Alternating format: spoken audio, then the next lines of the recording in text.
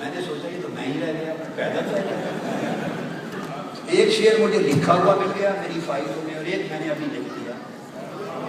یہ ہمارے حالات کی عکاسی کرتے ہیں یہ شعر، ہمارے حالات سوسائٹی کے جس کی نشاندہی آقا علیہ السلام نے کی۔ ہم اس زمانے میں رہ رہے ہیں، ہم اس سوسائٹی میں ہیں، ان حالات میں رہ رہے ہیں۔ وہ حالات یہ ہیں کہ میرے گھر کو آگ لگی تھی، میرے گھر کو آگ لگی تھی، کچھ لوگ بجھانے آئے تھے۔ یہ لیڈر، آگ لگ گئی، لگائی بھی انہوں نے، اور پھر لیڈر بجھانے آتے ہیں۔ آج کل بجھانے نکلے ہوئے ہیں جلسوں میں۔ کچھ لوگ بجھانے آئے تھے، جو مال بچا تھا جلنے سے سو وہ بھی ان کے ہاتھ لگا، وہ بھی ساتھ لے گئے۔ جو مال بچا تھا جلنے سے تو وہ بھی ان کے ہاتھ لگا۔ یہاں جلنے کے بعد جو بچ جائے گا 11 مئی کے بعد وہ ان کے ہاتھ لگ جائے گا، بچے گا کچھ نہیں۔ اور میں ان پولیٹیکل لیڈر سے سوال کرتا ہوں، اور ڈاکٹر دانش صاحب ان سے پوچھیں اپنے پروگرام، عمرا امیر شہر ہے نا، وہ ایم این اے امیر شہر ہے، لیڈر ہیں، حکمران ہیں۔ میں ان سیاسی حکمرانوں سے سوال کرتا ہوں کہ تم 65 برس سے غریب کی غربت سے کھیلتے رہے، غریبوں کی عزت سے کھیلتے رہے، اس ملک کی دھرتی پر سرزمین پر خون کی ہولی کھیلی جاتی رہی، کرپشن کا بازار گرم رہا ہے، ادارے برباد ہوئے، جمہوریت کی مٹی پلید ہوئی ہے، امانت نام کی کوئی شے نہیں بچی، معاشی ترقی کا خاتمہ ہو گیا، سارے ادارے برباد ہو گئے، غریب کو کھانے کا کچھ نہیں، غریب اپنی عزت یا خون بیچ کر کھا رہا ہے۔ تو میں اس امیر شہر سے سوال کرتا ہوں، ڈاکٹر دانش صاحب پوچھیں گے اسے، وہ یہ کہ لہو کو بیچ کر روٹی خرید لایا، یہ آج غریب کا حال، ہمارے ملک کے غریب کا یہ حال ہے کہ لہو کو بیچ کر روٹی خرید لایا ہوں، امیر شہر بتا یہ حلال ہے یا نہیں؟ امیر شہر بتا یہ حلال ہے یا نہیں؟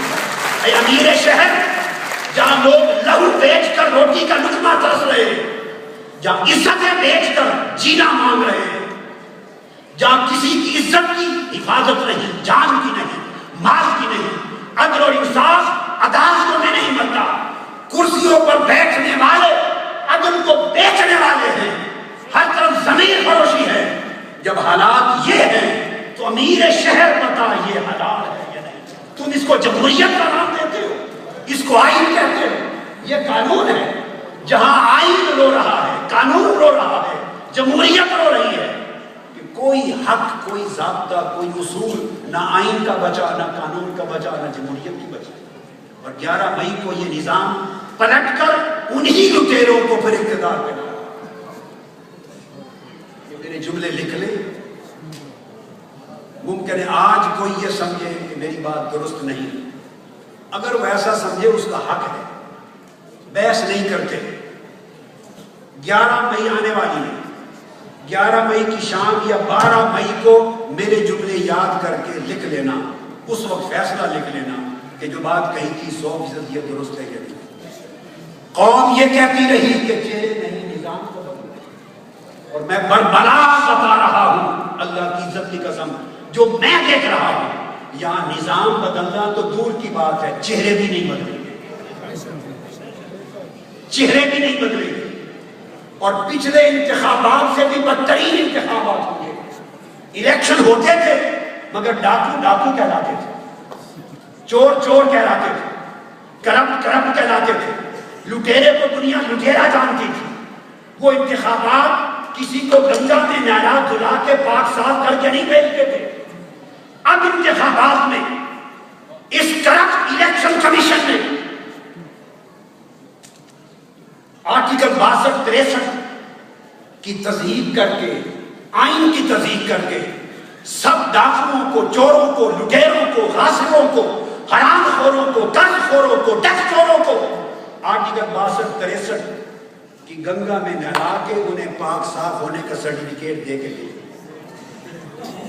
اب وہی چور جن کے ذمے اربوں روپے کے قرضے، وہی ڈاکو جو قوم کا خزانہ لوٹ کے کھا گئے، اور وہی دہشت گرد اور وہی خائن بدیانت جو پوری قوم کی دولت سے ہمیشہ کھیلتے رہے، اب جب اسمبلی میں جا کے بیٹھیں گے اور وہ فیک ڈگری ہولڈر جھوٹی ڈگریاں لے کر، پہلے تو قوم کو یہ تھا کہ یہ جھوٹی ڈگریاں والے ان کو نکال دیا گیا، اب جھوٹی ڈگریوں کی تصدیق ہو گئی، ہائر ایجوکیشن کمیشن نے ڈکلیئر کر دیا، الیکشن کمیشن نے ڈکلیئر کر دیا کہ 250 ڈگری جھوٹی ہیں، فیک ہے، نااہل ہو گئے، اور ٹریبیونل نے ان ساروں کو اہل کر کے اسمبلی میں بھیجنے کا راستہ دے دیا۔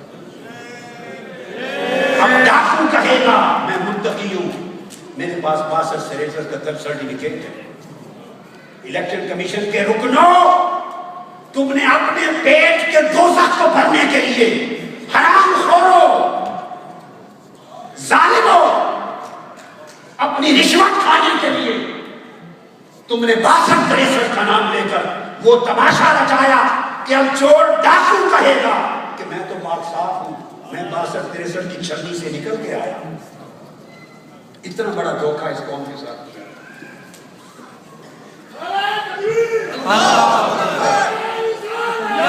اور اس جرم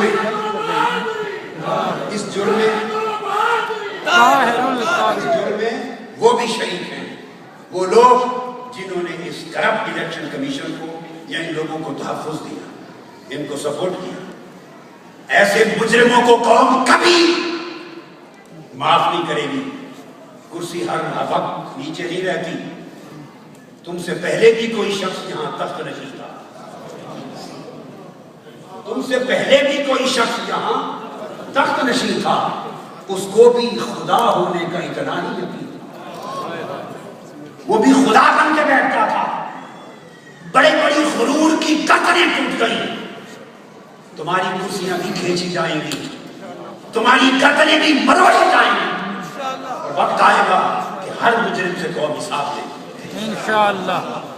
یہ انقلاب کا اعلان شروع ہو چکا ہے۔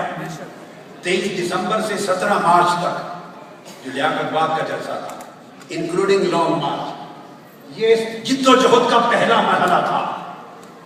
لوگ 11 مئی کا انجام دیکھیں گے اور ہر فرد قوم کا کہے گا کہ جو بات میں نے انہیں کہی تھی وہ آ گئی۔ سوچ اور بدل